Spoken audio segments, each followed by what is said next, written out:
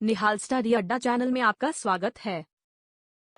Hello नमस्कार दोस्तों, निहाल study अड्डा चैनल पर आपका स्वागत करते हैं। तो दोस्तों आज हम कुछ अलग टॉपिक पढ़ेंगे। वो हमारा टॉपिक जो है जियोग्राफी से रहेगा, यानी भूगोल से रहेगा। जो टॉपिक का नाम है वह है भारत का सामान्य परिचय। भारत का सामान्य परिचय। तो देखिए दोस्तों, भारत का सामान्य परिचय में अगर बात करें तो हम लोग अगर भारत का नाम सुनते हैं तो हम लोगों के जहन में जो है एक ही चित्र उमड़ता है, एक ही चित्र आता है हमारे दिमाग में, वह है भारत के मैप का। ठीक है, भारत का मैप का जो है चित्र बनता है हमारे दिमाग में।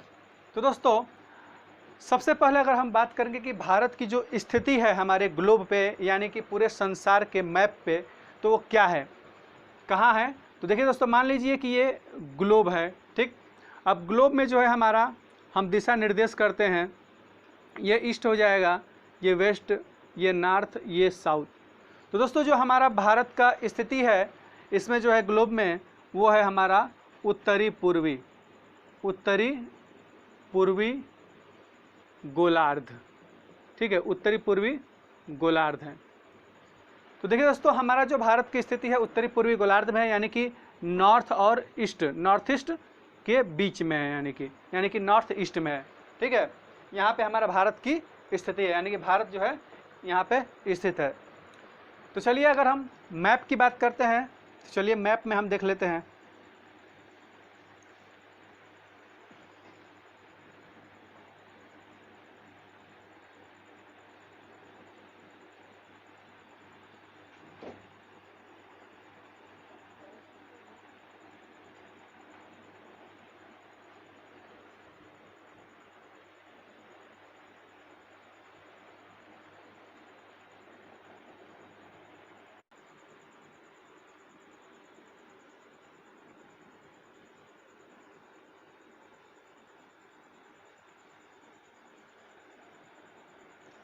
मान लेते हैं कुछ हमारा जो है भारत का मानचित्र कुछ इस प्रकार से है।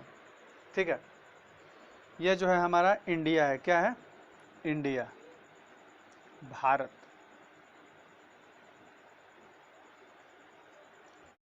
बात करें अगर भारत का विस्तार के बारे में, तो दोस्तों ग्लोब में यानी कि पृथ्वी पर भारत का जो विस्तार है वो कुछ इस प्रकार से है।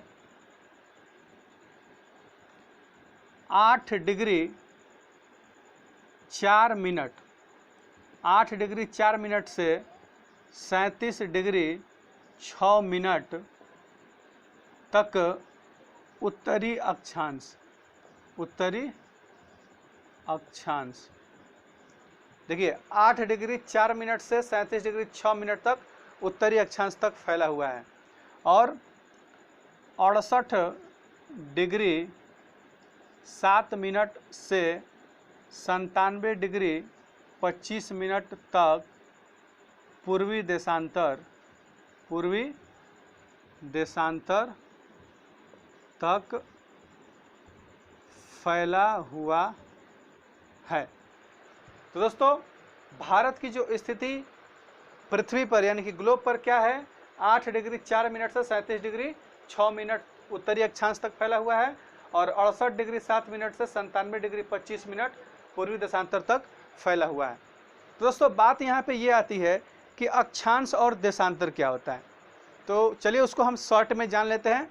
अक्षांश और देशांतर रेखा क्या होता है। आप मान लो ये ग्लोब है। क्या है? ग्लोब है। तो आपको शायद पता होगा कि ग्लोब जो है हमारा डायरेक्टली जो है, पृथ्वी जो है हमारा ऐसे नहीं घूमता है, यानी कि उसका पोल ये नहीं होता है। ठीक है, ये वाला पोल नहीं होता, यानी कि सीधा नहीं घूमता है। हम लोग क्या जानते हैं, यह जो है 23.5 डिग्री, 23.5 डिग्री क्या है, 23.5 डिग्री अपने अक्ष पे झुका हुआ है। यानी कि 23.5 डिग्री की बात करें तो ऐसे। ठीक है, यानी कि ऐसे ये जो है झुका हुआ है, यानी कि पृथ्वी जो है ऐसे घूमती है। ठीक है, क्या करती है, ऐसे घूमती है। तो दोस्तों यह जो सिरा होता है यह कहते हैं इसको नॉर्थ पोल, इसको बोलते हैं साउथ पोल, यानी कि उत्तरी ध्रुव, और इसको बोलते हैं दक्षिणी ध्रुव बोलते हैं। दोस्तों नॉर्थ पोल से साउथ पोल, नॉर्थ पोल से साउथ पोल तक की जो रेखाएं, काल्पनिक रेखाएं जो खींची जाती हैं, ये जो काल्पनिक रेखा जो खींची जा रही हैं, इसको हम कहते हैं देशांतर रेखा। क्या कहते हैं? देशांतर रेखा। क्या कहते हैं? देशांतर रेखा। और जो पूरब और पश्चिम, यानी कि पश्चिम और पूरब से जो रेखाएं खींची जाती है, यानी कि ये इसकी बात की जा रही है। किसकी? इसकी बात की जा रही है। तो इसको हम क्या कहते हैं? अक्षांशीय रेखा। अक्षांशीय रेखा। ठीक है दोस्तों, तो बात करते हैं हम लोग क्या, देशांतर रेखा और अक्षांशीय रेखा। आपको समझ में आ गया होगा, यानी कि ध्रुव से ध्रुव को मिलाने वाली काल्पनिक रेखा क्या कहलाती है? देशांतर रेखा। तो दोस्तों अक्षांशीय रेखाओं की जो संख्या है वो है 181 है। कितना है? 181। ये बार बार पूछा जाता है, अक्षांश रेखा की जो है, अक्षांशीय जो रेखा है उसकी संख्या कितना है, यानी कि ये जो रेखा है इसकी संख्या कितना है? तो दोस्तों 181 है। ठीक है, वहीं बात करें अगर देशांतर रेखा की, तो देशांतर रेखा की जो संख्या है वो है 360। कितना है? 360 रेखा है। ठीक है, अगर एक चीज़ और पूछा जाता है, अगर बात करें कि जो देशांतर रेखा है, देशांतर रेखा है, इन दो देशांतर रेखाओं के बीच की जो दूरी होगी, जैसे मान लीजिए दो देशांतर रेखा है, ये है और ये है, तो इन दोनों के जो बीच की दूरी होगी वह कितना होगा? तो दोस्तों इसका जो बीच का दूरी होगा वो 111 किलोमीटर होगा। कितना होगा? 111 किलोमीटर होगा। दो देशांतर रेखाओं के बीच की दूरी 111 किलोमीटर, और इसी दो देशांतर रेखाओं को, ठीक है, इसी दो देशांतर रेखाओं को जो है सूर्य जो है कितने समय में पूरा करता है, मतलब कि यहाँ से यहाँ तक जाने में सूर्य को कितना समय लगता है? तो दोस्तों वो जो है लगता है 4 मिनट का समय लगता है। कितना लगता है? 4 मिनट का समय लगता है। तो दोस्तों अब हम आगे बात करते हैं अब भारत के बारे में। तो दोस्तों भारत में आप लोग जानते होंगे कि कुल इसका जो है क्षेत्रफल कितना है। ठीक है, भारत का कुल जो है क्षेत्रफल कितना है? दोस्तों भारत का जो कुल क्षेत्रफल है वो जो है 32,87,263 किलोमीटर स्क्वायर। कितना है? 32,87,263 किलोमीटर स्क्वायर है। ठीक है, तो दोस्तों इसका जो है यह भारत का जो है यह क्षेत्रफल है। अगर बात करें भारत का उत्तर से लेकर दक्षिण तक की लंबाई, उत्तर से लेकर के दक्षिण तक की लंबाई, तो वो है 3,214 किलोमीटर है। कितना है? 3,214 किलोमीटर। और बात करें पूरब और पश्चिम तक की लंबाई, तो वो है 2,933 किलोमीटर। कितना है? 2,933 किलोमीटर। दोस्तों अब हम देख लेते हैं भारत के पड़ोसी देश। भारत के जो है पड़ोसी देश कितने हैं? दोस्तों भारत के जो पड़ोसी देश हैं वो तो कुल कितने हैं? 9 है, लेकिन 7 जो है स्थलीय पड़ोसी देश हैं और 2 जो हैं जलीय पड़ोसी देश हैं। तो चलिए हम देखते हैं। पहले हम स्थलीय पड़ोसी देश, सबसे पहले अगर हम बात करें, यहाँ से शुरू करें अगर हम, ठीक है, जम्मू की तरफ से शुरू करते हैं। ठीक है, कहाँ से? जम्मू की तरफ से, यानी कि LOC की तरफ से। यहाँ पे जो थोड़ा सा हिस्सा रहता है, यह जो सटा होता है यह अफगानिस्तान से। किससे? अफगानिस्तान। ठीक है, और यह जो हिस्सा है हमारा पाकिस्तान से सटा हुआ है। ठीक है, और यह जो है हमारा नेपाल से सटा हुआ है, और यह जो है हमारा इधर भूटान है, और यह जो है पूरा चाइना है, यानी कि चीन है। ठीक है, और इधर बात करें पूर्व की तरफ, तो इधर है म्यांमार। इसका पुराना नाम म्यांमार का जो है आपका बर्मा। क्या नाम है इसका? बर्मा। पुराना नाम म्यांमार का पुराना नाम पूछता है तो क्या बोलेंगे आप लोग? बर्मा। ठीक है। अब बात करें अगर, तो देखिए देश गिन लीजिए आप लोग। पाकिस्तान, अफगानिस्तान, नेपाल, चाइना, भूटान और म्यांमार। कितने हो गए? 1 2 3 4 5 और 6। एक और देश बच रहा है, वो है इधर बांग्लादेश। क्या है? बांग्लादेश। यानी कि टोटल कितने हो गए? 7 देश हो गए। तो दोस्तों यहाँ तो स्थलीय भाग में जो सटे हुए हैं देश, उनका हमने वर्णन किया। अब हम जलीय जो देश हैं उनके बारे में हम बात करते हैं। तो आप लोगों को पता होगा, देखिए यह दक्षिणी जो बिंदु है भारत का, ईस्ट वेस्ट नॉर्थ साउथ। तो दोस्तों देखिए ये साउथ जो है, ये वाला जो साउथ वाला स्थिति है भारत का, यहाँ पे है कौन सा देश? इधर श्रीलंका है। कौन सा देश है? श्रीलंका। ठीक है। और बात करें अगर इधर, तो एक छोटा सा देश है हमारा। कौन सा देश है एक छोटा सा? वह है मालदीव है। क्या है? मालदीव है। ठीक है। तो मालदीव का राजधानी आप लोगों को पता होगा क्या है? माले। ठीक है। और श्रीलंका का क्या है? कोट्टयम जयवर्धनेपुरम। ठीक है। तो दोस्तों अगर बात करें तो यहाँ पे कौन सा महासागर है? दक्षिण की तरफ भारत के दक्षिण में कौन सा महासागर है? वह है हिंद महासागर। क्या है? कौन सा है? हिंद महासागर है। ठीक है। अगर बात करें पश्चिम में, तो इधर जो है हमारा अरब सागर है। क्या है? अरब सागर। ठीक है। और यहाँ क्या है? बंगाल की खाड़ी है। बंगाल की खाड़ी। ठीक है। और यहाँ पे जो है हमारा क्या है? अंडमान निकोबार द्वीप समूह है, भारत का ही हिस्सा है। क्या है? अंडमान निकोबार द्वीप समूह। अंडमान निकोबार द्वीप समूह। और यहाँ पे क्या है? लक्षद्वीप है। क्या है? लक्षद्वीप है, जो अरब सागर में स्थित है। और लक्षद्वीप जो है किस सागर में स्थित है? अरब सागर में स्थित है। तो दोस्तों आपने आसपास पड़ोसी देश को पढ़ा और स्थलीय और जलीय देश के बारे में जान गए।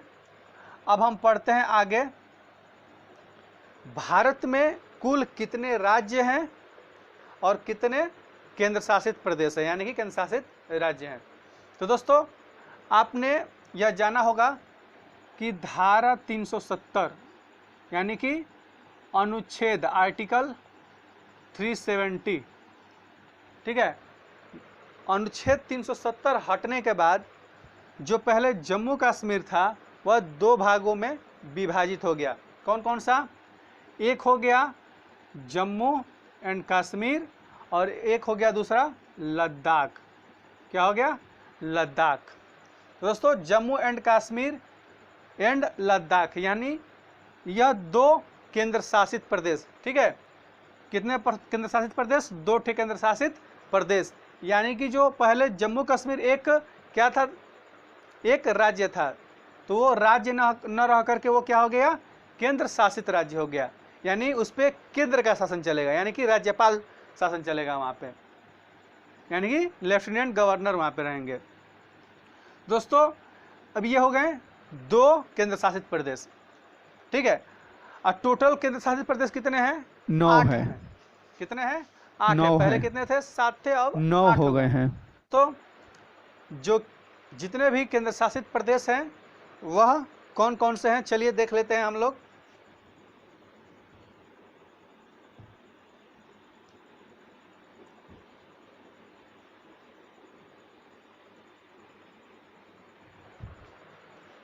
तो दोस्तों देखिए सबसे पहले आपने क्या देखा?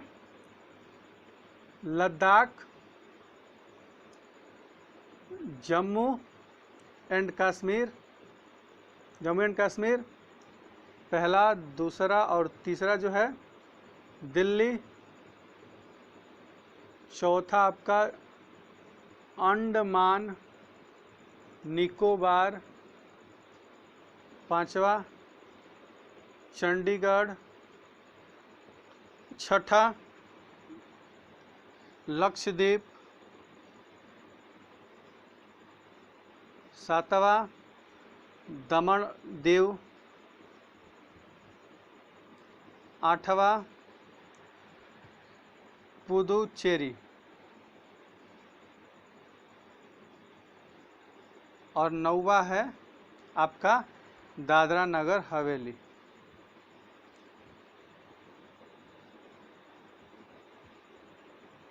ठीक, तो दोस्तों भारत में स्थित राज्यों की अगर संख्या बात करें तो वो टोटल राज्य हैं 28 राज्य। पहले कितने थे? 29 थे। 29 किस लिए थे? क्योंकि उसमें जम्मू कश्मीर शामिल था। अब जम्मू कश्मीर जो है शामिल नहीं है, उसको केंद्र शासित प्रदेश में परिवर्तित कर दिया गया है। ठीक है, तो अब जो राज्यों की संख्या है कुल भारत में 28 राज्य हो चुके हैं।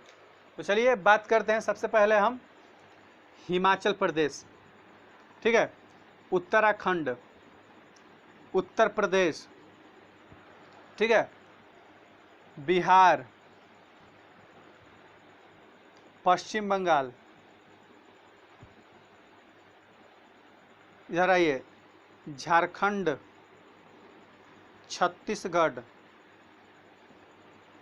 उड़ीसा, कितने हुए? 6, 7, 8 हुए। उड़ीसा, आंध्र प्रदेश, तेलंगाना, ठीक है, तमिलनाडु, ठीक है, इधर केरल। फिर बात करें अगर तमिलनाडु, केरल, कर्नाटक, महाराष्ट्र,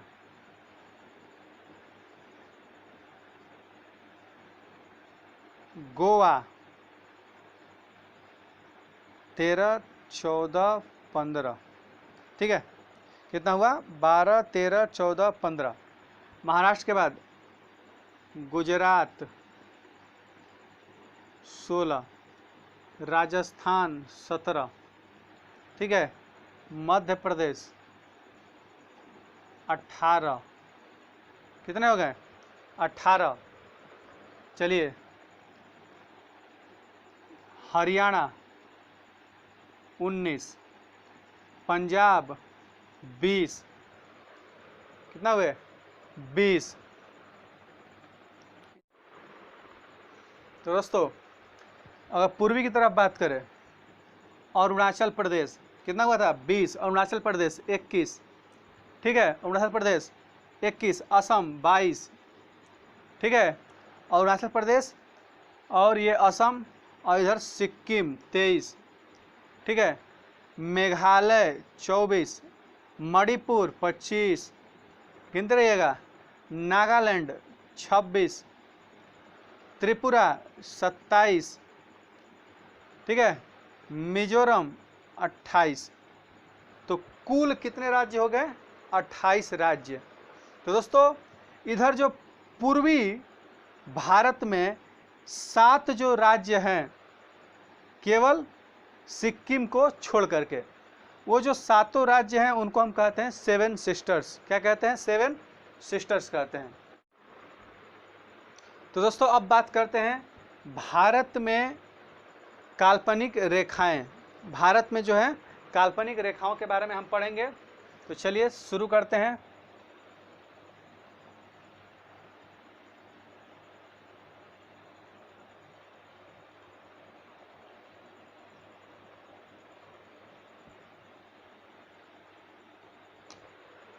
तो दोस्तों भारत के जो बीचों बीच कौन सा रेखा काटती है और कितने राज्य को काटती है और उस रेखा का क्या नाम है?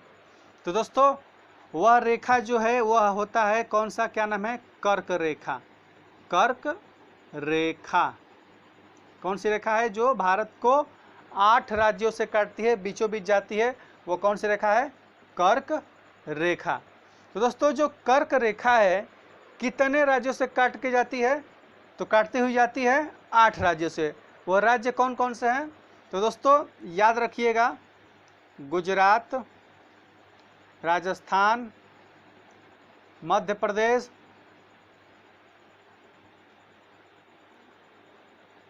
छत्तीसगढ़, ठीक है, गुजरात, राजस्थान, मध्य प्रदेश, छत्तीसगढ़, झारखंड,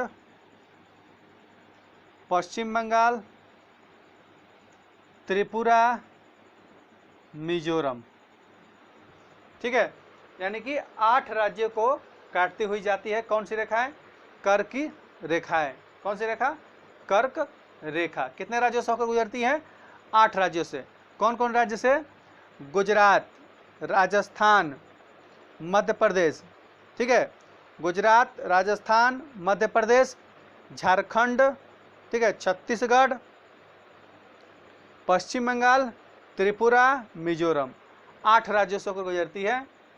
तो भारत के साथ लगे देशों के सीमाओं के नाम, ठीक है। तो दोस्तों अफगानिस्तान और भारत की जो सीमा है, भारत और अफगानिस्तान की जो सीमा रेखा है उसको क्या कहते हैं? उसका नाम क्या है? डुरंड रेखा है। क्या है? डुरंड रेखा। और भारत पाकिस्तान का जो सीमा रेखा है उसको क्या कहते हैं हम? रेड क्लिफ रेखा। क्या? रेड क्लिफ रेखा। क्या? रेड क्लिफ रेखा। अब बात करें भारत और चाइना के बीच का, तो वह है क्या? मैकमोहन रेखा। क्या है? मैकमोहन रेखा। दोस्तों उसी तरह अगर श्रीलंका की बात करें तो वो है पाक जल डमरू मध्य, पाक जल डमरू मध्य एवं मन्नार की खाड़ी से अलग होती है। तो दोस्तों पाकिस्तान से भारत, पाकिस्तान और भारत के बीचों बीच जो डिवाइडर लाइन है वो क्या है? रेड क्लिफ उसका नाम है। और अफगानिस्तान और ये भारत का जो है उसका लाइन का नाम क्या है? डुरंड है। और ये भारत पाकिस्तान रेड क्लिफ है। और चाइना और भारत मैकमोहन है। और ये श्रीलंका और भारत जो है पाक जलडमरू मध्य और मन्नार की खाड़ी से अलग होता है। तो दोस्तों इस वीडियो में अब बस इतना ही। तो मिलते हैं अगले वीडियो में। उससे पहले दोस्तों अगर आपने हमारे चैनल को सब्सक्राइब नहीं किया है तो सब्सक्राइब बटन ज़रूर दबा दें और साथ ही बेल आइकन भी दबा दें। और दोस्तों आप कमेंट करना ना भूलें, लाइक करें, सब्सक्राइब करें, कमेंट करें। धन्यवाद।